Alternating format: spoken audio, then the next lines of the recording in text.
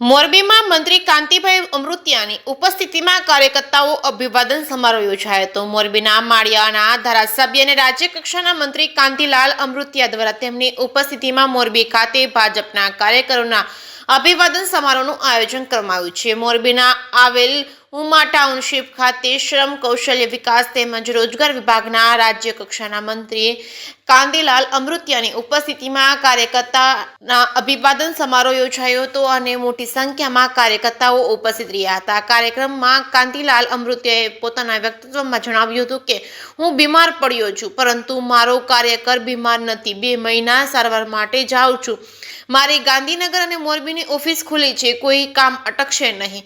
કાર્યકર અભિવાદન સમારોહમાં સંબોધન કરતા મંત્રી કાંતિલાલ અમૃતિયાએ પોતાની રાજકીય કારકિર્દીની શરૂઆત કરી ત્યારથી આજ દિન સુધી કામગીરીના ઉદાહરણ આપીને કહ્યું હતું કે લોકોના કામ માટે સતત પ્રયત્નશીલ રહ્યો છું। ઘણા વિકાસના કામો ચાલી રહ્યા છે, ઘણા કામો શરૂ થવાના છે। કામમાં ગુણવત્તા પર ભાર મૂક્યો હતો કે ગેરરીતિ તો કે ભ્રષ્ટાચાર થતો હોય તો તે અટકાવવાની જવાબદારી તમારી છે તેવું કહીને વાંકાનેર તાલુકામાં અને હળવદ તાલુકામાં ગેરરીતિ અંગે તપાસ શરૂ કરાવી છે।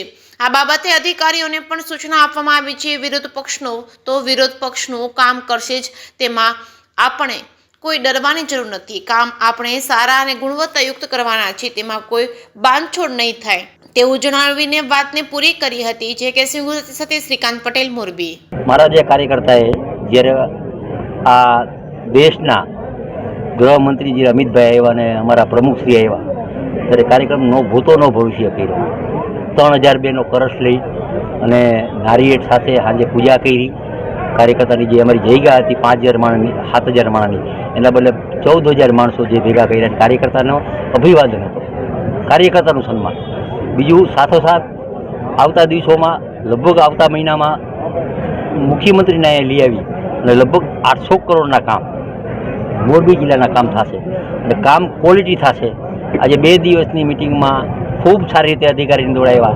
4 કામ નબળા થયા હતા, 2 વાંકાનેરના, 2 હળવદના।